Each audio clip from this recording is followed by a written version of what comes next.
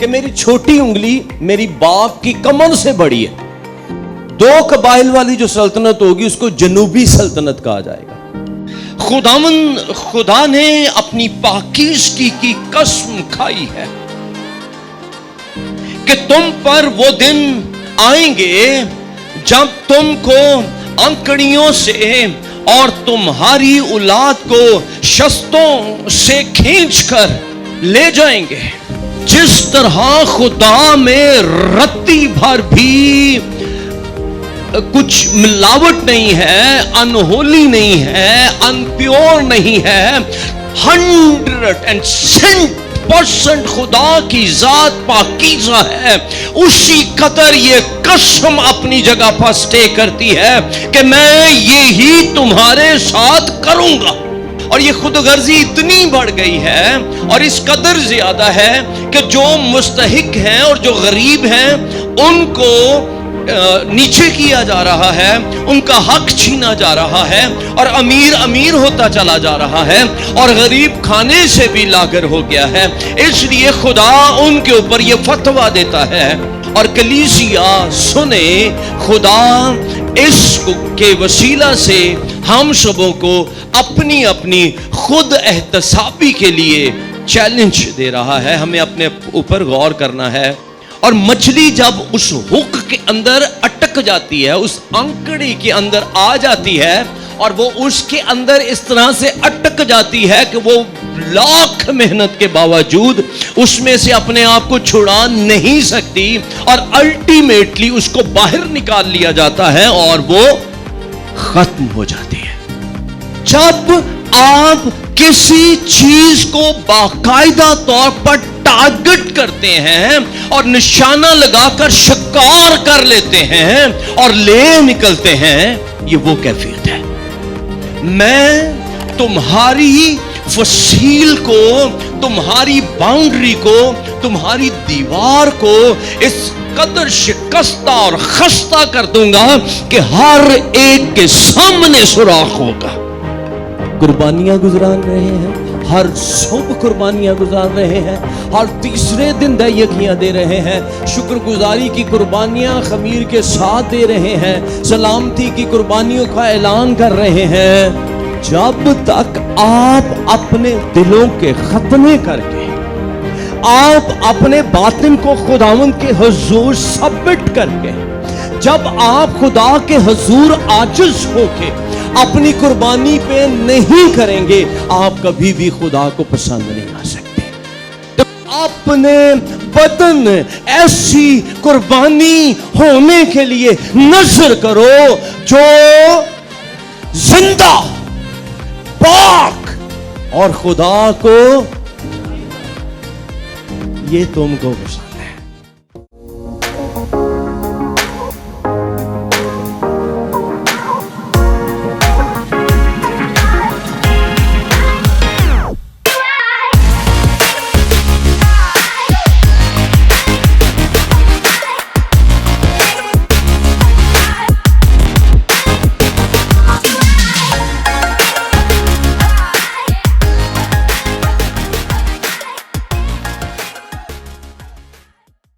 خدائے بزرگ کی پاک بیش قیمت حضوری میں آپ کو خوش آمدید کہتا ہوں. خدا ان کی تعریف ہو کہ اس نے ترس کیا اور فضل بخشا. ہم سلامتی سے ایک اور ماہ کے اندر داخل ہوئے اور اس طرح سے یہ سال اپنے اختتام کو پہنچ رہا ہے. جیسا کہ حسب روایت ہمارا پہلا سنڈے شکر گزاری کا اور پاک شراکت کا سنڈے رہتا ہے. تو آج ہم کچھ سیکھنے کی جستجو کریں گے، سیکھنے کی سٹرگل کریں گے کہ جب میں بڑے امپورٹنٹ لفظ بولنے جا رہا ہوں، اس لیے میں ٹھہراؤ کے ساتھ ہوں کہ آپ سب کی توجہ میری طرف ہو جائے اور اس کے بعد میں ان الفاظ کو آپ تک پہنچاؤں. جب ہم رسمی اعمال کی کثرت سے خدا کو خوش کرنے کی کوشش کرتے ہیں. جب ہم رسمی اعمال کی کثرت سے خدا کو خوش کرنے کی کوشش کرتے ہیں. اور آج کا ٹاپک اس کے نیچے ہے. اگر آپ نے دیکھا ہو تھیم تھا سیکریفائس وداؤٹ سرنڈر. اپنا آپ دیے بغیر قربانیاں ادا کرنا. اور میں آپ کو بتاتا چلا جاؤں آج کا مضمون تفسیری لحاظ سے ہم اس کو سیکھیں گے، لیکن انتہائی سنجیدگی ریکوائرڈ کرتا ہے. اور ہم سیکھ پائیں گے کہ ہم جو مٹیریلسٹک وے میں یا وقتی طور پر یا ظاہری سطحی طور پر اپنے اعمال سے خدا کو خوش کرنے کی کوشش کرتے ہیں، کیا خدا اس کو قبول کرتا ہے یا خدا کچھ اور چاہتا ہے؟ ایز یوزول جیسے ہماری روایت رہتی ہے، لمبی بات ہے لیکن ہم اس کو کلوز کرنے کی اور جتنا بھی اس کو منیمائز کر پائے کرنے کی کوشش کریں گے، لیکن ساری باتیں آپ تک پہنچانا چاہوں گا.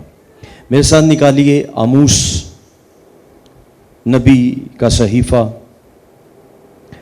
اور اس کا 4 باب ہم پڑھیں گے آج صبح. آموس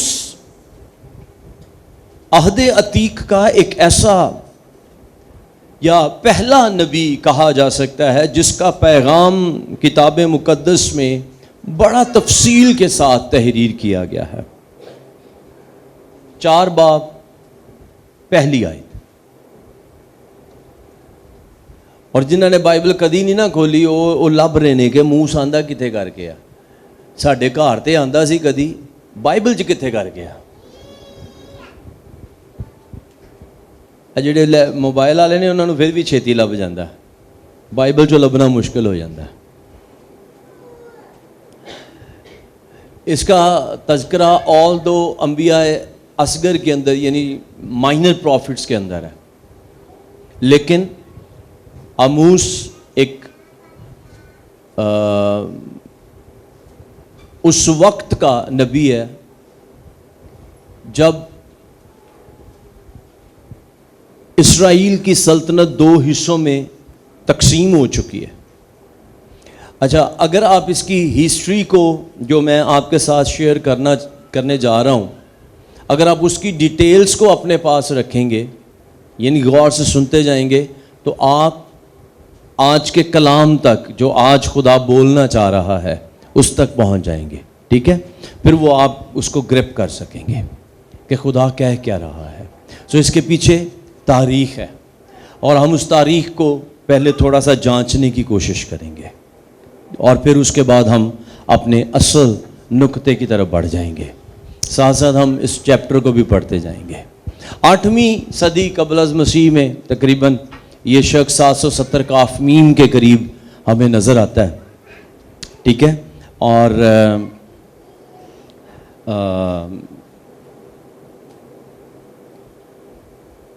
اس وقت میں یہ یہودا کے قصبہ سے یعنی یہودا کے علاقہ سے یہ وہ گورنمنٹ ہے جو 2 قبائل کے اوپر مشتمل ہے اور یہودا کی حکومت کہا گیا ہے، اور باقی 10 قبائل پر ہے جس کو اسرائیل کی گورنمنٹ کہا گیا ہے.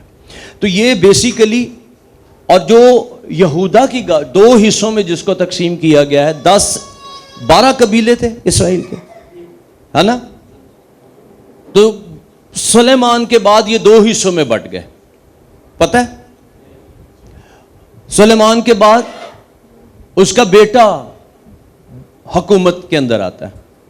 اور وہ کہاں سے حکومت کر رہا تھا؟ یروشلم ہیڈ کوارٹر تھا, کیونکہ داؤد نے اس کو دارالحکومت بنایا تھا, اور پھر سلیمان نے وہاں پر ہیکل کو بنایا اور محلات کو تعمیر کیا, اور باضابطہ طور پر وہ پورے اسرائیل کے لیے کیپٹل سٹی کے طور پر جانا جاتا تھا. وہیں پر خدا کی ہیکل یروشلم میں تھی, اور وہیں سب لوگ پورے اسرائیل سے عبادت کی غرض سے آتے تھے. ٹھیک ہے. پھر ہم دیکھتے ہیں کہ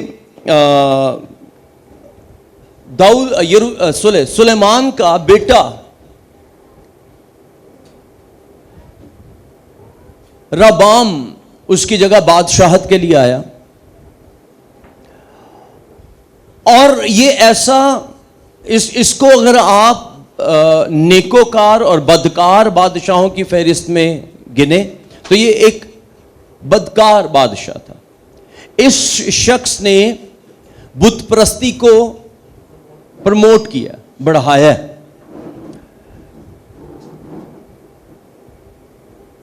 آپ کو خشک لگیں گی, لیکن میں کوشش کروں گا کہ آپ ان کو سمجھتے ہوئے آگے بڑھیں. تو آپ امیجنری طور پر اس کو ریسیو کیجئے اور ساتھ ساتھ موو کریں. اچھا,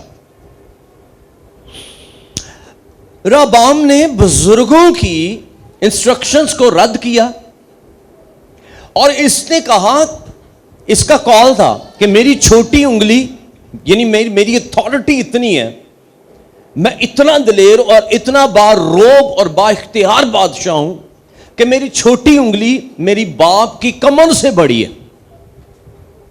کال تھا اس کا. بزرگوں کی باتوں کو رد کیا اور نوجوان دوستوں کی مشورت پر چلا, اور اپنی مملکت پر, اپنے لوگوں پر ظلم کیا, ان کے بندھنوں کو سخت کیا, اور اس کا ریزلٹ یہ ہوا کہ سلطنت مملکت دو حصوں میں بٹ جاتی ہے. دو قبیلے صرف اس کے پاس رہ گئے, اور سلیمان ہی کا ایک افیسر, ایک جرنیل یربام 10 قبائل کے اوپر بادشاہ مقرر کر دیا جاتا ہے. ٹھیک ہے. اب یہ 2 قبائل والی جو سلطنت ہوگی, 2 قبائل والی جو سلطنت ہوگی اس کو جنوبی سلطنت کہا جائے گا, یہودا کی سلطنت کہا جائے گا. 10 قبیلوں والی سلطنت کو شمالی مملکت, شمالی گورنمنٹ سلطنت یا اسرائیل کی گورنمنٹ کہا جائے گا. سمجھ گئے؟ یہ ایک بیسک فرق رہے گا. اگر آگے جا کر ہم اس کے اوپر بات کریں تو آپ کے ذہن میں ہونا چاہیے. 2 قبیلوں کے اوپر کون بادشاہ ہے؟ ربام. ٹھیک ہے. یہ کون ہے؟ سلیمان کا بیٹا. اور 10 کے اوپر کون ہے؟ یربام. اور یہ کون ہے؟ یہ ہاں اس کے افیسرز میں سے تھا. ٹھیک ہے.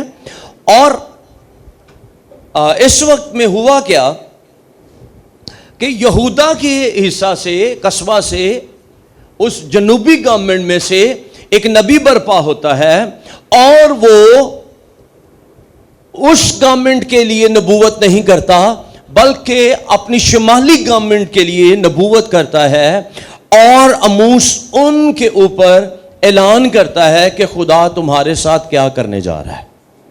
اور ہم بات کر رہے ہیں سیکریفائس وداؤٹ سرنڈر, یا اس کے لیے میں نے آپ کو بولا رسمی اعمال کی کثرت سے خدا کو خوش کرنے کی کوشش. اب آئیے میرے ساتھ ہم اس کو پڑھتے چلے جاتے ہیں. تو گایو وہی ہے, گائے کا پلورل ہے, جو کوئی سامریا پر رہتی ہو اور غریبوں کو ستاتی اور مسکینوں کو کچلتی اور اپنے مالکوں سے کہتی ہو لاؤ ہم پئیں, تم یہ بات سنو. خدا نے اپنی پاکیزگی کی قسم کھائی ہے کہ تم پر وہ دن آئیں گے جب تم کو انکڑیوں سے اور تمہاری اولاد کو شستوں سے کھینچ کر لے جائیں گے. بڑے غور سے ان لفظوں کو سننا ہے آپ نے اور اس کے بعد سمجھنے کی اسٹرگل کرنی. انکڑیوں سے اور تمہاری اولاد کو شستوں سے کھینچ کر لے جائیں گے اور خداوند فرماتا ہے تم میں سے ہر ایک اس رخنا سے جو اس کے سامنے ہوگا نکل بھاگے گی. گائیوں کی بات ہو رہی ہے, ٹھیک ہے, مؤنث یوز کیا جا رہا ہے اس لیے وہ اس کو اسی صیغہ کو آگے جاری رکھتا ہے. بھاگے گی اور تم قید میں ڈالی جاؤ گی. یہ فتویٰ ہے اور یہاں پر اگر آپ غور کریں تو ایک بڑا بھاری بھرکم لفظ استعمال ہوا ہے اور وہ کیا ہے؟ آمین, گاڈ بلیس یو.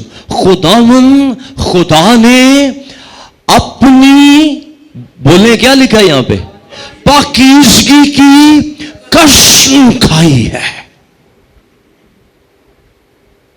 کہ میں تمہارے ساتھ یہ کرنے جا رہا ہوں. دا پیورٹی آف گاڈ. جب پاکیزگی کی قسم کی بات ہو رہی ہے اس کا مطلب یہ ہے جس طرح خدا میں رتی بھر بھی کچھ ملاوٹ نہیں ہے, انہولی نہیں ہے, انپیور نہیں ہے, 100% خدا کی ذات پاکیزہ ہے, اسی قدر یہ قسم اپنی جگہ پر سٹے کرتی ہے کہ میں یہی تمہارے ساتھ کروں گا.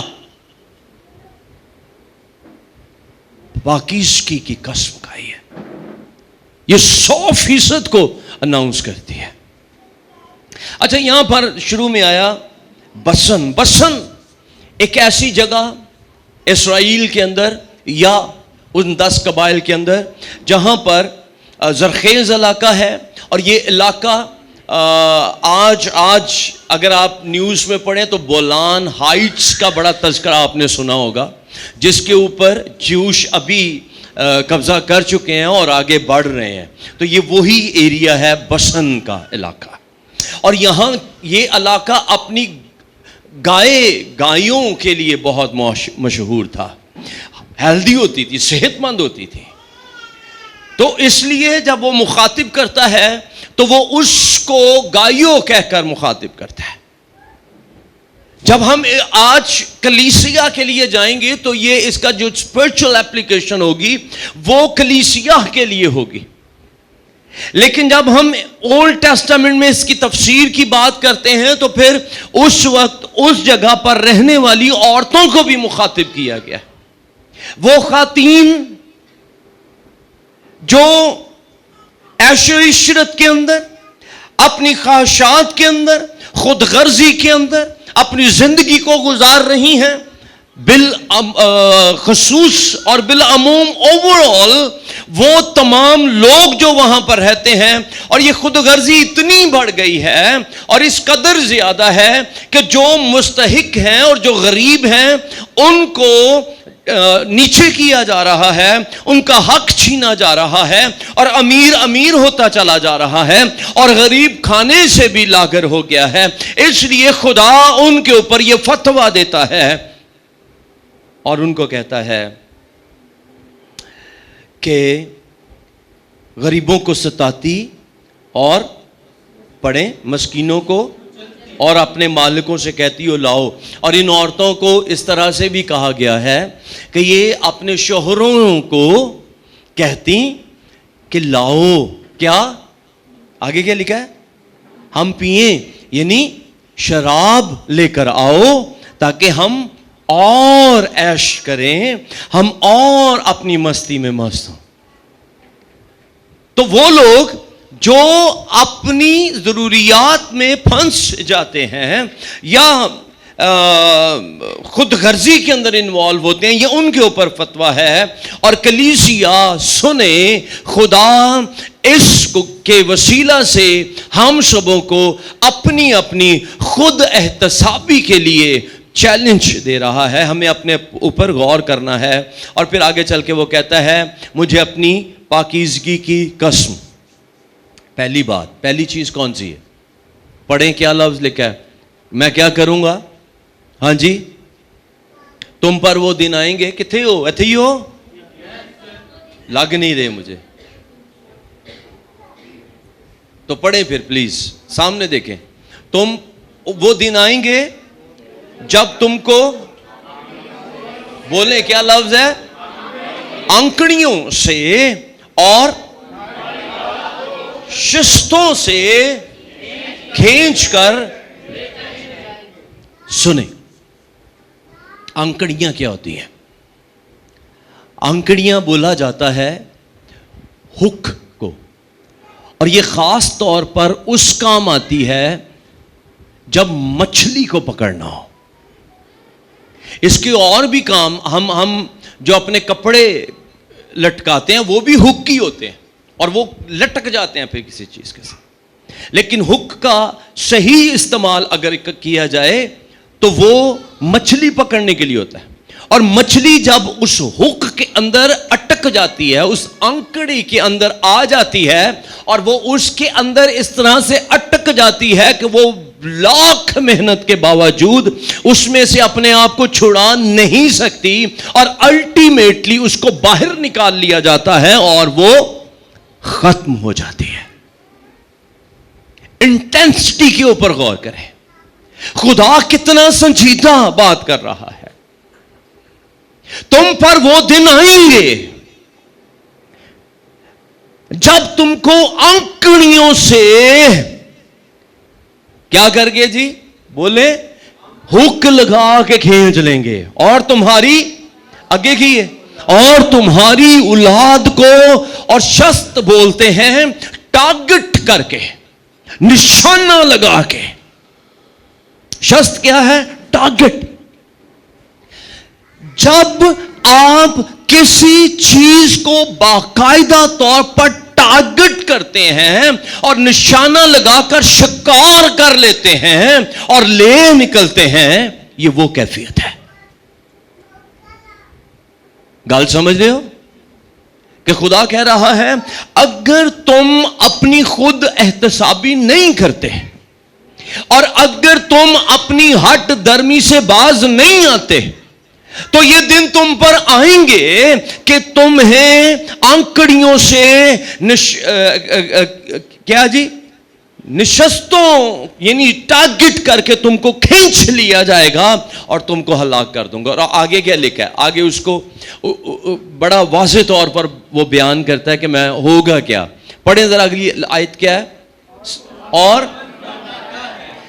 کہ تم میں ہر ایک اس رکھنا سے، ہاں جی رکیں، ہر ایک اس رکھنا سے جو اس کے سامنے ہوگا. کوئی مجھے بتا سکتا ہے یہ بات کیا ہو رہی ہے؟ ہاں جی، ہر ایک اس رکھنا سے جو اس کے سامنے ہوگا. میں تمہاری فصیل کو، تمہاری باؤنڈری کو، تمہاری دیوار کو اس قدر شکستہ اور خستہ کر دوں گا کہ ہر ایک کے سامنے سوراخ ہوگا. دیوار میں ایک رکھنا نہیں کروں گا بلکہ تم سب کے سامنے رکھنے ہوں گے. اس قدر تمہاری باؤنڈری، تمہاری فصیل سوراخ دار کر دی جائے گی، شکستہ ہوگی. گل سمجھ آ رہی؟ تو کہنا ہے ہر ایک اپنے سامنے پہنچ جائے گا، لیکن بھاگنے کی کوشش ہوگی، لیکن یہ بھاگنے کی کوشش ہوگی, بچاؤ پھر بھی نہیں ہے. آگے کی لکھا ہے اور تم قید میں ڈالی جاؤ گے. کلیسیا اگر سیریس نہیں ہوتی, سینسیبل نہیں ہوتی, سنجیدہ نہیں ہوتی, اپنے اس معیار کو نہیں پاتی, الٹیمیٹلی خدا کا کلام کہتا ہے کہ خداوند آپ کی فصیل میں رکھنے کر دے گا. اور یہ خدا کی طرف سے نہیں ہوتا, یہ ہماری حرکتیں ہمارے لیے کرتی ہیں. جب ہم خدا کی پاکیزگی کو غیر سنجیدہ لیتے ہیں, بیٹے نہیں کر, غیر سنجیدہ لیتے ہیں, ہم اس پاکیزگی کے طالب نہیں ہوتے ہیں. سمجھ رہے ہیں؟ تو بسن کی گائی ہو. لیکن ٹاپک ہمارا جو آج ہے وہ بیسک آگے ہے. آئیے آگے بڑھیں. ہاں جی, اگر آپ دیکھیں تو یہاں پر, ہاں جی میں یہ ہیڈنگ دکھانا چاہ رہا تھا. پڑھو سارے کی لکھا ہے, ان اسرائیل نو چھاڑ دو. ایتھے ذرا لکھو, لیکن میں, یہ بولیں, لیکن میں, اور یہ نکتہ ہے جس پر ہمیں سنجیدہ ہونے کی ضرورت ہے. یہ ہنسنے کی بات نہیں ہے, یہ خوف کی بات ہے. ہمیں لگتا ہے کہ اس پہ ہنسنا چاہیے, اب بڑا بھائی نہیں, اس نے مذاق کرتا ساڑھا نا. نہیں, سنجیدہ ہے. اور یہ خدا کا کلام ہے. کدھر ہیں سارے آج فرسٹ ڈے ہے. اور کتنے ہیں جو آج 9:30 بجے یہاں پر تھے؟ میں نے تو 11:15 بجے بھی آتے ہوئے دیکھا ہے. میں کچھ نہیں سیکھتا. جائیں ڈیوٹی پہ 2 دن آپ لیٹ پہنچے, ذرا نہ گھر آپ بی پی ہائی کر کے آئیں, کیونکہ باس سے وہ نسل کی جھڑکیں پڑیں گی. اور چند روپوں کے لیے آپ اپنی ڈیوٹی پہ پنکچوئل ہیں اور اپنے صاحب کے سامنے سر جھکا کے کھڑے ہیں. لیکن جو آپ کی سانسوں کو چلا رہا ہے اور آپ کے گھرانوں کو پال رہا ہے, ہمیں اس کی پرواہ ہی نہیں ہے, فکر ہی نہیں ہے. نان سیریس بیہیویئرز, اپنی مرضی, میں کچھ نہیں سیکھتا. لیکن خدا کا کلام سنجیدہ ہے. اب ذرا پڑھیں اس کو, آپ کو بڑا عجیب لگے گا کہ یہ بات کیا ہو رہی ہے. اچھا پہلے میں پڑھ دیتا ہوں, پھر آپ بعد میں آہستہ آہستہ اس کو ساتھ پڑھتے رہیے گا. میں چند ایک آیات اس کی پڑھتا ہوں, غور کریں, اوپر دیکھتے رہیں, اوپر دیکھیں, ادھر آپ ساتھ موو کرتے رہیے گا. بیتل میں آؤ اور گناہ کرو, اور جلجال میں کثرت سے گناہ کرو. ہر صبح اپنی قربانیاں اور ہر تیسرے روز دیکی لاؤ, اور شکر گزاری کا ہدیہ خمیر کے ساتھ آگ پر گزرانو, اور رضا کی قربانی کا اعلان کرو اور اس کو مشہور کرو, کیونکہ اے بنی اسرائیل یہ سب کام تم کو پسند ہے. خداوند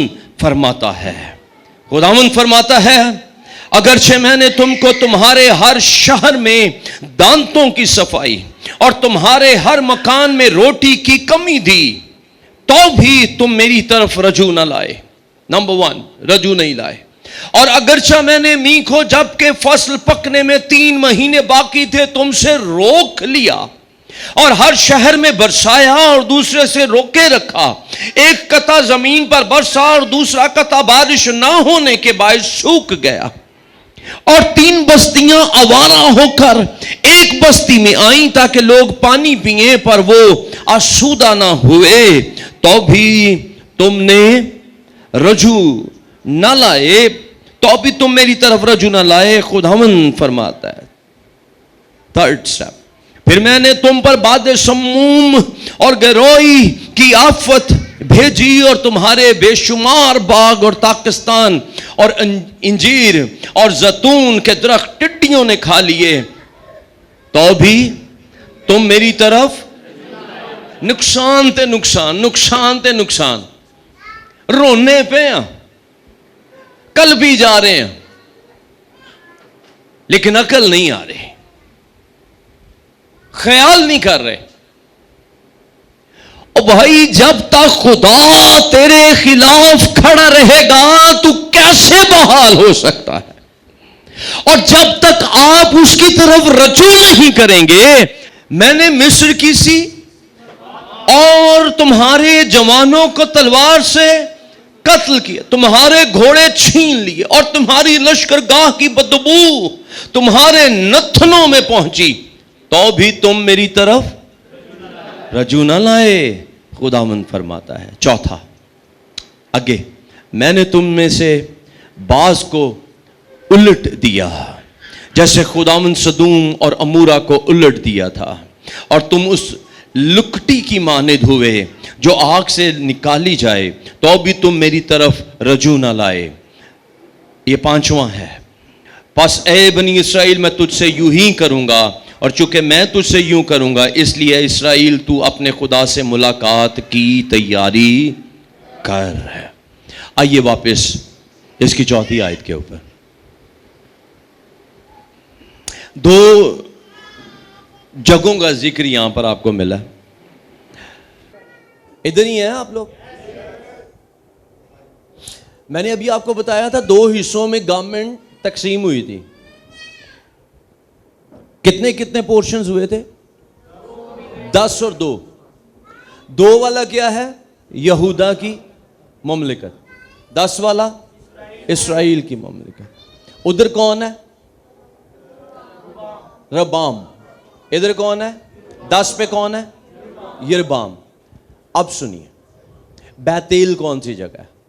بیتیل کا مطلب بیت گھر کو بولتے ہیں, ایل خدا کو بولتے ہیں, یعنی خدا کا گھر. ہسٹری انوالو ہے اس لیے اس کو سمجھنا ضروری ہے. بیتل وہ جگہ ہے جب ابراہم کنعان میں داخل ہونے کے بعد پہلے مقام پر جب اس نے خیمہ لگایا اور وہاں پر قربان گاہ بنائی, اس کو بولا جائے گا. وہ جگہ کون سی تھی؟ بیتل.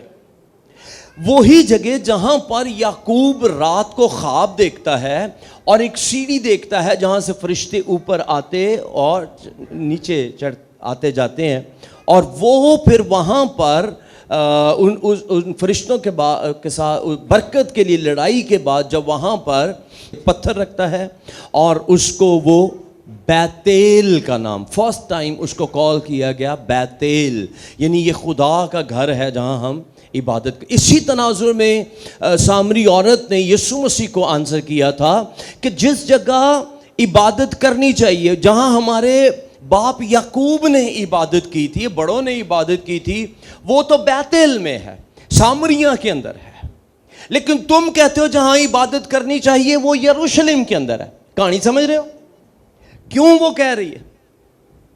تو پھر یسوع مسیح نے کہا کہ وقت آتا ہے کہ نہ بیتل میں اور نہ یروشلم میں, بلکہ خدا ایسے پرستار بنا دے گا جو اندر سے باطن میں اس کی حضوری میں رہ کر, اور خدا ہر جگہ موجود ہوگا. سمجھ رہے؟ سو بیتل اس لحاظ سے امپورٹنٹ ہے. پھر یہی وہ جگہ ہے جہاں پر سیموئیل نبی نے اپنی جو قاضی ہونے کی عدالت ہے جن جگہوں پہ اس نے رکھی, ان میں سے ایک جگہ 3 جگہوں میں سے ایک جگہ بیتل بھی ہے. پھر یہیں پر اس کو جب 2 حصوں میں منقسم ہوتی ہے یہ گورنمنٹ. یربام کون ہے؟ نام ایک سے اس لیے میں دوبارہ ریپیٹ کر لیتا ہوں, یہاں پہ غلطی ہوگی. یربام کون ہے؟ ہاں, ربام جو ہے وہ سلیمان کا بیٹا. اچھا پہلے دوسری بھی سن لیں, پہلے دوسری بھی سن لیں, پھر اس کے بعد ہم اس کے اوپر دوبارہ بات کرتے ہیں, پھر اس کے اوپر آتے ہیں. جلجال کا لفظی لغوی معنی ہوتا ہے لڑک جانا. بیتیل میں آؤ اور گناہ کرو اور جلجال میں کثرت سے گناہ کرو, یا گول پتھروں کا ڈھیر جلجال کہا جاتا ہے. یہ بھی اس 12 یعنی 10 کے حصے کے اندر آتا ہے, اسرائیل کی گورنمنٹ کے اندر آتا ہے. یروشلم کے قریب مشرقی سرحد کے اوپر یہ واقعہ ہے. اور فرسٹ ٹائم جب اسرائیل دریائے یردن کو عبور کرنے کے بعد جس مقام کے اوپر فرسٹ ٹائم پہنچے، دریائے یردن کو پار کرنے کے بعد، وہ کون سا مقام ہے؟ جلجال. ٹھیک ہے جی. اور وہاں پر پھر انہوں نے 12 پتھر رکھے اور ایک قربان گاہ بنائی، اور وہاں پر خدا کے حضور انہوں نے یادگار منائی اور اس کو جلجال کا نام دیا، اور کہا یہ آئندہ نسلوں کے لیے خدا کی قدرت کی یادگار ہوگی، یاد ہوگی. ٹھیک ہے، کہ خدا ہمیں اپنی قدرت سے نکال کر یہاں پر لے کر آیا. یہی وہ جگہ ہے جہاں عہد کی تجدید کی گئی. عہد کی تجدید کیا؟ وہ لوگ جو مصر سے نکل کر آئے تھے اور جتنے مرد بچ نکلے تھے، یعنی نئے، کیونکہ سارے پرانے تو مر گئے، ان میں سے یشوع اور کالب بھی لوٹے، لیکن جتنے مرد آئے تھے ان کا اس پوائنٹ کے اوپر ختنہ کیا گیا، عہد کی تجدید کی گئی. ٹھیک ہے. پھر پہلی فسح کنعان میں پہنچنے کے بعد یہاں پر جلجال کے اندر منائی گئی. یہ جگہ اس لیے بھی امپورٹنٹ ہے، جب انہوں نے پہلی فسح منائی، آسمانی من جو برسایا جاتا تھا وہ یہیں اسی جگہ پر بند ہو گیا. اب وہ بیجیں گے، بوئیں گے، اور پھر وہ اپنی خوراک کھائیں گے. ٹھیک ہے جی. کئی دہائیوں تک بنی اسرائیل کا یہ مرکزی کیمپ رہا. ساموئل نے ساؤل کو اسی جگہ پر پہلا بادشاہ مسح کیا، اور اسی جگہ پر اس کی معزولی کے آرڈرز بھی ہوئے. اس لیے یہ جگہ بھی اپنی نوعیت میں اہم ترین جگہ ہے. یربام کون تھا؟ جنرل، 10 قبائل کا بادشاہ. گڈ، یاد ہو گیا آپ کو. اب کیا ہوتا ہے جب ربام گورنمنٹ بغاوت ہوتی ہے اور 10 قبائل کے اندر آ جاتا ہے، تو یربام کیا کرتا ہے؟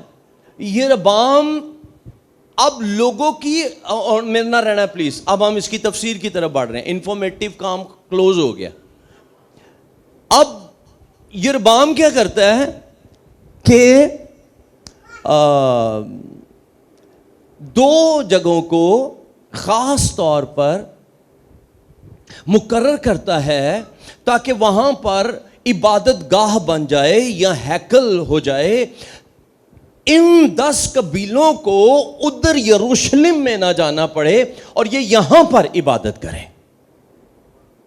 اور یہ وہاں پر ثابت، یعنی ان کو سکھایا جاتا ہے کہ بیت ایل اور جلجال ایسی امپورٹنٹ پلیسز ہیں.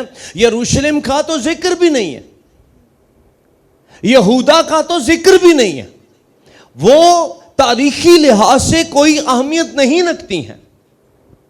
اس لیے ان جگہوں کو یہاں پر عبادت گاہیں تعمیر کی گئیں، اور یربام نے ان عبادت گاہوں میں سونے کے بچھڑے بھی نصب کر دیے. اب لوگ کیا کر رہے ہیں؟ اب لوگ ادھر نہیں جا رہے، ان کی عبادت ہو رہی ہے. جب ہم لوگوں کو فیسیلیٹیٹ کرتے ہیں، جو لوگ چاہتے ہیں ہم ان کے لیے وہ کر دیتے ہیں. کہیں بھی خدا کے کلام میں مریم آباد جیسی جگہوں کا ذکر نہیں ہے، ہمیں ضرورت نہیں ہے، لیکن چونکہ لوگ چاہتے ہیں کہ ہمارے لیے بھی کوئی ایسی جگہ ہو، ہم بھی کوئی پہاڑی چڑھیں، ہم بھی کوئی چادر لے کر جائیں، ہم بھی کسی کے سامنے ایسے کر کے سجدہ کریں، تو ہم لوگوں کی خواہشات کو مد نظر رکھتے ہوئے فیسیلیٹیٹ کرتے ہیں. یہ ایک مثال ہے. اب آپ کو ان دونوں جگہوں کی سمجھ آ گئی. اب دوبارہ پڑھتے ہیں. کہتا ہے بیت ایل میں، اور یہ نقطہ 4، 5، 6 آیت، یہ دراصل طنز ہے. کیا ہے؟ یہ خدا ٹیس کر رہا ہے. کہتا ہے بیت ایل میں آؤ اور کیا کرو؟ گناہ کرو. جب آپ خدا کی حضوری کے متبادل کسی بھی اور جگہ کو رکھ لیں گے اور آپ سمجھ رہے ہیں کہ میں تو عبادت ہی کر رہے ہیں. پادری صاحب میں نے آپ کو پہلے بھی یہ بات کہی, مجھے کسی نے کہا کہ دیکھیں میں تو گھر ہی چرچ کر لیتا ہوں. میں کیا تسی خدمت چو؟ نہیں خدمت چ نہیں. تو میں کہتا ہے گھر چرچ نہیں اسی سویرے اٹھ کے چرچ اپنا ٹی وی دے لائیو سروس لانے ہاں تو اسی اتنے ہی بہ کے دعا نماز کر لی دی. وہی کرنا ہے نا, گرجیاں دی کوئی لوڑ نہیں ہے. یہ بھید آپ پر کس نے کھول دیا؟ یہ کس نے آپ کو بتا دیا؟ اور میں ہمیشہ کہتا ہوں یہاں خدا کے حضور میں بیٹھنے سے جو خدا کی حضوری کا ایکسپیرینس ہے, وہ لمس جو وہ ہمارے بدنوں کو چھوتا ہے, ہمارے اندر اترتا ہے, وہ لائف سروسز میں کبھی بھی آپ کو نہیں مل سکتا. آپ بہت کسی ایسے سرکمسٹانسز کے اندر ہیں جہاں آپ کو وہ اٹینڈ کرنی پڑ رہی ہے, وہ ایک الگ بات ہے. لیکن جب ہم متبادل الٹرنیٹیوز کریٹ کرتے ہیں تو کلام کیا کہہ رہا ہے؟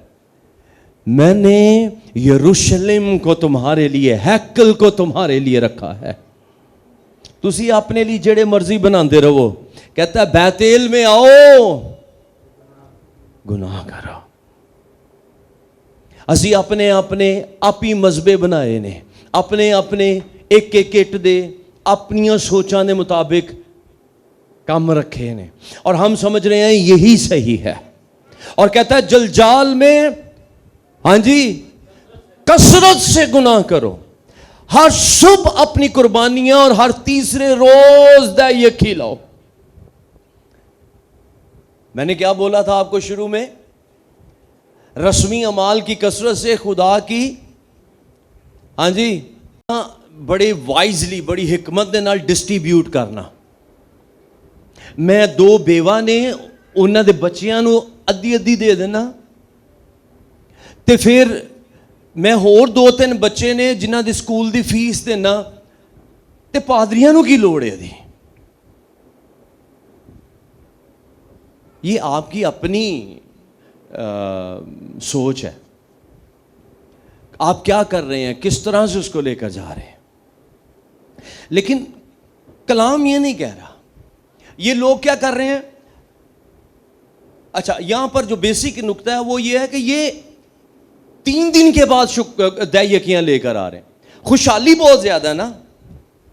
اور واقعی یہ اس وقت میں جب آپ نے لکھا پڑھا نا بسن کی گائیو, یعنی یہ لوگ بڑے رچ ہیں اس وقت, امیر ہوتے, اور امیر کیا کر رہے ہیں؟ بار بار اپنی دہیکیاں ہر تیجے دن ہر صبح اٹھ کے قربانیاں چڑھا رہے ہیں خدا نے خوش کر دینا ہے. اور وہ بیتل میں جا رہے ہیں, جلجال میں جا رہے ہیں اور اپنی قربانیاں چڑھا رہے ہیں. تو خدا کہندا ہے, خدا کیا کہتا ہے؟ دہیکی لاؤ اور شکر گزاری کا ہدیہ خمیر کے ساتھ آگ پر گزرانو. لے آؤ, کرو, اور رضا کی قربانی کا اعلان کرو اور اس کو مشہور کرو, کیونکہ اے بنی اسرائیل یہ سب کام کیا لکھا ہے؟ ہیلو اونچی سب مل کر, اے اسرائیل یہ سب کام. جوائس ادھر لکھا ہے, کیا لکھا ہے؟ ہاں اب حاضر رہنا ہے. تم کو پسند ہے, مجھے نہیں. دیکھیں آپ کی عبادت کہاں ہوگی؟ وہ خدا کا کلام آپ کو سکھائے گا. اپنی مرضی نہ نہیں ہو سکتی. آپ قربانیاں کہاں پے کریں گے, کس طرح سے گزرانیں گے؟ خدا کا کلام آپ کو سکھائے گا. دہیکی کہاں اور کس طرح سے لانی ہے؟ خدا کے کلام کے اکارڈنگلی موو کرنا ہے. شکر گزاری کی قربانی میں خمیر شامل کیسے کرنا ہے یہ خدا. اچھا یہاں پر شکر گزاری کی قربانیوں میں خمیر کا ایڈیشن ہو, باقی ساری قربانیاں خمیر کے بغیر تھیں, لیکن شکر گزاری کی قربانیوں میں خمیر شامل تھا. اب اس کو میں ایکچولی ان ڈیٹیل نہیں جاؤں گا تاکہ ٹائم ہمارا آلموسٹ ہو چکا ہے. ہم نے اور آگے کچھ اور آج ضروری کام بھی ہوتے ہیں تو اس لیے ہم اس کو سیو کریں گے. لیکن یہاں پر خدا کہتا ہے یہ سب کچھ جو بھی ہے یہ تمہاری پسند ہے, میری نہیں ہے. ہم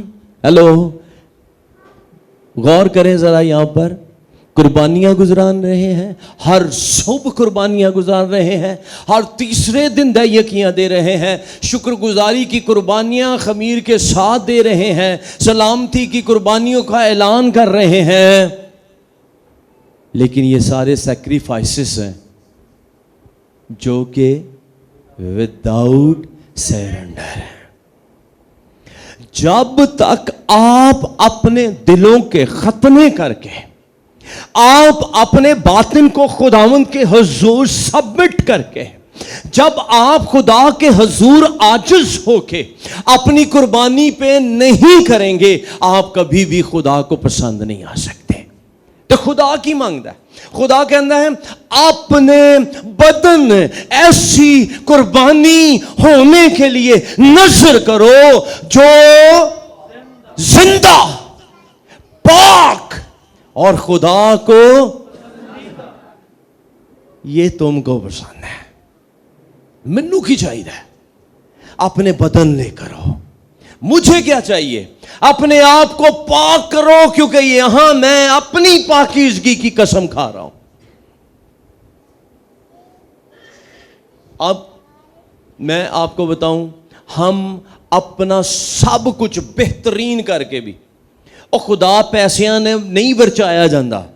خدا بچہ تھوڑا ہے کہ اسی 100 دا نوٹ پڑھایا تو خدا خوش ہو جائے گا. خدا تیرے دل پر غور کر رہا ہے, کس دل کے ساتھ یہ 100 روپیہ دیا گیا ہے. سر پلیز, آپ کی ہر ایک شکر گزاری کے پیچھے یہ جو کچھ آپ لائے ہیں اس میں سے خدا بھی کچھ کھائے گا؟ خدا نے کچھ کھانا ہے؟ خدا کو کیا جانا ہے؟ آپ کے دل کی عاجزی, آپ کے دل کی حالت خدا تک پہنچنی ہے. جو یہاں سے ان مادی چیزوں, مٹیریلسٹک چیزوں کو وہ نہیں فوکس کر رہا, وہ یہ دیکھ رہا ہے آپ کس دل کے ساتھ اس کو پکڑ کے خدا کے حضور میں آئے. خدا تیرے اس وقت کو نہیں دیکھ رہا, خدا آپ کی ڈٹرمینیشن, خدا آپ کے خالص پن کو دیکھ رہا ہے. میری گل نو سمجھ پا رہے ہو میں کی کہہ رہا ہوں, میں کدھر چلا گیا؟ میرا نقطہ سمجھ میں آ رہا ہے کسی کو؟ تو اپنے سست گھٹنوں کو ٹھیک کریں, اپنے آپ کو ڈسپلن کریں خدا کے ساتھ, کیونکہ خدا تیرے ظاہری پن پر نہیں جا رہا, خدا تیرے باطن کے اوپر ٹکا ہوا ہے. اور جب تک آپ کے دل خداوند کے ساتھ خالص نہیں ہوں گے, آپ وہ برکتیں اور وہ چیزیں ریسیو نہیں کر سکتے. Please be mature, be sensible, sensitive ہونے کی ضرورت ہے.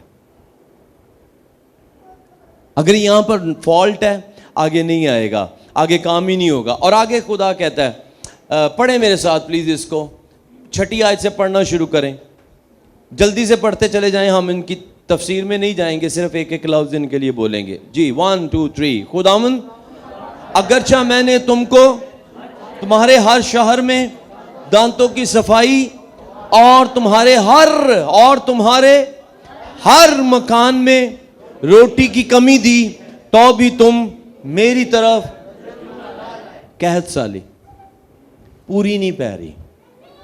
دانتوں کی صفائی کیا ہوتا ہے؟ کھانے نہیں کچھ لبا. تو ہم ادھر میری طرف دیکھیں, کوئی بات نہیں. تو ہم کیا کرتے ہیں؟ ہم ایکسٹرا ایفرٹ کی طرف بڑھتے ہیں. ہیلو,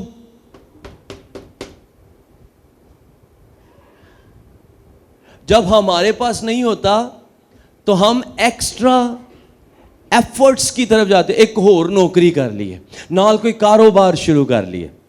میں تانوں لکھ کے دینا, تسی او دے نال 10 کاروبار بھی شروع کر لو پھر بھی پوری نہیں پینی, کیونکہ خدا خلاف کھڑا ہے. ہنم بیٹھ جائیں, اور جب خدا آپ کے ساتھ ہوگا تو آپ کی ایک جاب بھی آپ کے گھرانے کے لیے انف ہوگی. یہ ایکچولی خدا کی طرف سے ہو رہا ہے. کہہ رہا ہے اگرچہ میں نے تمہارے لیے, آگے 7ویں آیت پڑھیں, اور اگرچہ میں نے, اگرچہ خدا نے, جی بولیں, می کو جب کہ, رکیں فصل, بھائی جی کم ہویا پیا, بس دعا کرو, انج ہویا پیا. اور اگوں پتہ کی کہتے ہیں, پادری صاحب تھی دعا کرو, کام ہو گیا تمہیں خوش کر دینا. میں کہا پتہ نہیں کنیاں کو کتکتاریاں کڈن گے مینوں. خدا کو خوش کرنے کی کوشش کریں, وہ خوش ہو گیا تو سب کچھ ہو جائے گا. جدو اسی کہنے نا بس کم اینج, پتہ نہیں کی وجہ ہے, شاید آپ نے اس بات کو فیل کیا, پتہ نہیں کی وجہ ہے, ہویا کم اینج رک جاندہ ہے. تے وجہ میں تو دسن دیا, کلام چ لکھی جی 7ویں آیت کہہ رہی ہے, میں نے می کو جب, کیا لکھا ہے, فصل پکنے, جدو پکن لگی سی میں می نو روک دیتا, یعنی میں نے اپنی برکت ہی روک دی, وہ نہیں ہو پائے گی. 3 مہینے باقی تھے تو آگے پڑھے, شاباش, تم سے روک لیا, پڑھو, اور دوسرے سے, اور ایک قطع, اور دوسرا ایک کام ہو جاندہ ہے, باقی سارے رکے رہندے نے. اینا کو ہوندا ہے تے اسی ارن کرنے ہیں تے لگدا ہے کہ ہون زندگی سموتھ ہو جائے گی, لیکن اگوں پھر کام سارے ٹھپ پے جاندے نے. تو جو آیا ہوندا ہے وہ ادھر ادھر ہی نکل جاندہ ہے, سمجھ ہی نہیں آ رہی. سمجھ رہے ہیں بات کو؟ تو خدا کی کر رہا ہے,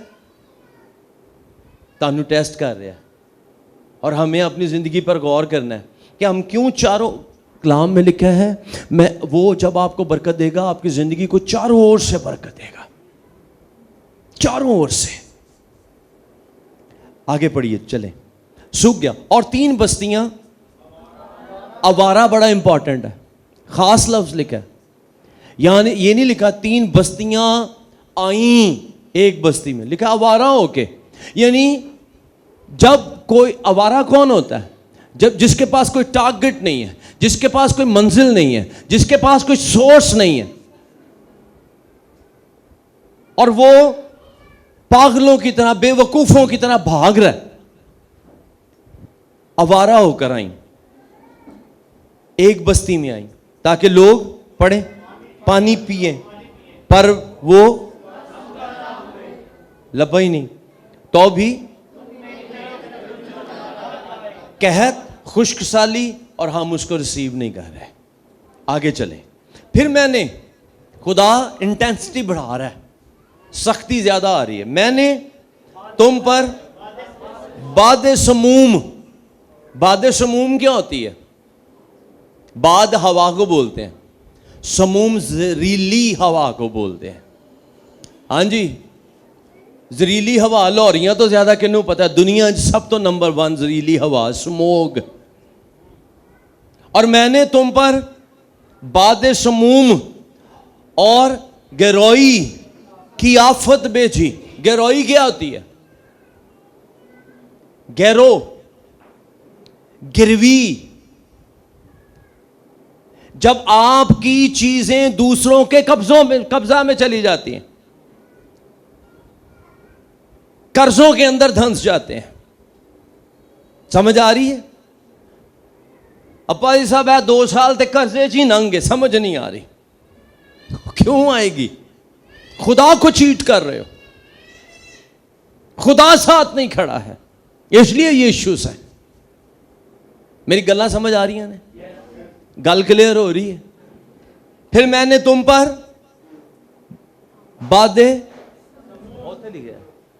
باد سموم اور گہرائی کی آفت بھیجی، اور تمہارے بے شمار باغ یعنی سب کچھ سی، پاکستان اور انجیر اور زیتون کے درخت ٹڈیوں نے کھا لیے، تو بھی تو میری طرف، یعنی آپ کی پیداوار تباہ، جو پروڈکٹیوٹی ہے، جو ریسیو ہو رہا ہے وہ ختم ہو رہا ہے، مٹتا چلا جا رہا ہے. گلاں سمجھ آ رہی ہیں نا؟ میں نے مصر کسی وبا کہنا ہور، اچھا یہاں پر ایک اور لفظ بڑا امپورٹنٹ ہے، میں نے مصر کسی، یہاں پہ ایک لفظ ہے، غور کریں، سی کہ مصر والی وبا نہیں بھیجی، مصر کی سی، یعنی وہ انٹینسٹی آئی ہے لیکن اس طرح کی ہے، اس جیسی، ٹھیک ہے، یعنی خدا پھر بھی ہاتھ ذرا ہولا رکھے ہے. ابھی خدا اس طرح سے آپ کے خلاف کھڑا نہیں ہوا جیسے وہ مصریوں کے خلاف کھڑا ہوا تھا، کیونکہ جب ویسے کھڑا ہوگا تو پھر سب کچھ ختم ہوگا. ٹھیک ہے، تو یہاں پر تھوڑا سا دھیرج ہے. سی وہ بات تم پر بھیجی، اور ہاں جی تمہارے جوانوں کو تلوار سے. کتنے گھرانے ہیں؟ ہم نے ابھی، میں نے پچھلے دنوں میں ایک نوجوان کی، 2 نوجوانوں کا ذکر کیا تھا. میں ان پچھلے 2-3 سالوں میں ہم نے دیکھا نوجوان 20, 22, 25 سال کے نوجوان گھرانوں کے اندر سے ختم ہو رہے ہیں. عقل پھر نہیں آ رہی، عقل پھر نہیں آ رہی. پڑھیں اس کو، اور لازمی نہیں مر جائیں جب وہ گندگی کے اندر چلے گئے. بے یارو مددگار نشے نے ان کو لے لیا ہے تو وہ ختم ہو گئے. تمہارے گھوڑے چھین لیے اور تمہاری لشکر گاہ کی بدبو تمہارے نتنوں تک پہنچی. یہ جنگی لشکر کی بات ہو رہی، جو آپ کی طرف سے فائٹ کرنے والے ہیں، یعنی جو آپ کو ڈیفینڈ کرنے والے ہیں، خدا ان کو ختم کر دے گا. آپ کا ڈیفینس سسٹم خدا برباد کر دے گا. کوئی میرے نال کھلوندا ہی نہیں، کوئی میرے وال دی گل ہی نہیں کرتا، میرے اپنے ہی میرے خلاف ہوئے پئے نے. ہوا یہ کچھ اور ہے. سمجھ رہے ہیں؟ تمہارے گھوڑے چھین لی اور تمہارے لشکر گاہ کی بدبو تمہارے نتنوں، تو بھی تم میری طرف. آخری بات، میں نے تم میں سے بعض کو چنگے. ایسا کمال بزنس، اچھی بھلی سٹیبل لائف، بالکل الٹ ہے. سمجھ نہیں آ. اور پھر ایسی حالات بعد نے کہ وہ جب کوئی بچہ فیل ہوتا ہے نا تو وہ آ کر پتہ کیا کہتا ہے گھر میں کہ 42 بچیاں دے وچوں 15 بچے فیل ہوئے نے. اب مینوں کلے نوں گل نہیں تسی کرنی. 15 تو ان 42 بچوں میں کوئی ایک فرسٹ بھی آیا، سیکنڈ بھی آیا، تھرڈ بھی آیا. اب ان کی کیوں بات نہیں کر رہے؟ تو ہم اپنے آپ کو خود سے وکٹم ثابت کرنے کی کوشش. حالات ہی انج دے ہو گئے نے. کرونا کے بعد کھلو ہی نہیں سکے، اور میں نے کرونا میں لوگوں کو سرفراز ہوتے دیکھا. معاشی حالات نے کاروبار ہی ختم ہو گیا. تو جو ترقی کر رہے ہیں، جو بڑھ رہے ہیں، جو صحیح کھا رہے ہیں، ان کے لیے نہیں ہے. میں ایسے لوگوں کو بھی جانتا ہوں وہ جاب ہی نہیں کرتے پھر بھی خدا ان کو کھلا رہا ہے اور اچھا کھا رہے ہیں. سمجھ رہے ہیں بات کو؟ ہیلو، چلیں کلوز کریں. میں نے تم میں سے بعض کو، بولو ایتھے رہو نا، جیسے خدا نے سدوم اور عمورہ کو، مثال سمجھ رہے ہیں کی حال کیتا ہے خدا نے. اور تم اس لکٹی کی مانند ہوئے جو آگ سے نکالی جائے تو بھی لکٹی پتہ کیجئے جنہوں کہتے ہیں نا رسی تو جل گئی لیکن بل نہیں گیا. خدا نے مت مار دیتی لیکن ساڈی آکڑ ہلے بھی اوتھے ہی ہے. اسی خدا دے سامنے ہلے بھی اونج کر کے کھلوتے ہیں. یہ لکٹی لکڑی کو کہتے ہیں, اور وہ لکڑی چھوٹی سی لکڑی جو آگ کے اندر سے جل چکی ہو اور اس کو کھینچ کر باہر نکال لیں تاکہ یہ پوری کی پوری ختم نہ ہو جائے. پڑھو دوبارہ کی کہندا ہے, اور تم اس لکٹی کی مانند ہوئے جو آگ سے نکال لے گی. اے حال ہے سڑے پہ لیکن پھر بھی خدا کی طرف رجوع نہیں کر رہے. 12ویں آیت خدا صلاح دیتا ہے, پس اے کلیسیا میں تجھ سے یوں ہی کروں گا, اور چونکہ میں تجھ سے یوں کروں گا اس لیے اے کلیسیا تو اپنے خدا سے ملاقات کی تیاری کر. میری دعا ہے کہ کاش ہم اپنے خدا سے ملاقات کی تیاری کریں. کاش اس چرچ میں وہ دن آئے کہ کھانا آپ کے سامنے پڑا ہو اور آپ کو اس کی اٹریکشن نہ ہو, آپ خدا کی حضوری سے اتنے بھرے ہوئے ہوں.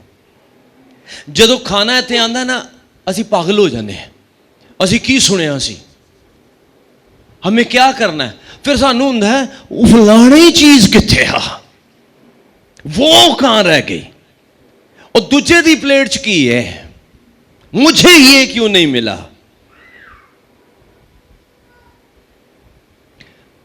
کیوں ہم خدا سے ملاقات کی تیاری نہیں کر رہے ہیں؟ دعائیاں عبادتیں آپ کے بغیر ہو رہی ہیں, ہماری چرچ سروسز آپ کے بغیر ہو رہی ہیں. جڑا آج آیا ہے وہ اگلے ہی پہلے سنڈے آئے گا. 3 اتوار ہن ساڈی چھٹی ہے کیونکہ اسی 1 اتوار کر لیا. کہاں ہم سٹے کرتے ہیں, اور کس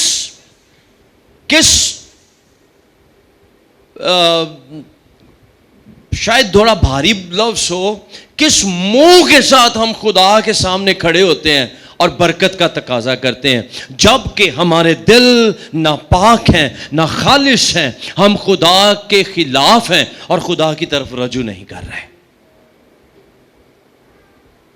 میں خوش ہویا جدو مینوں آکھن لگے آؤ خداوند دے گھر چلیے.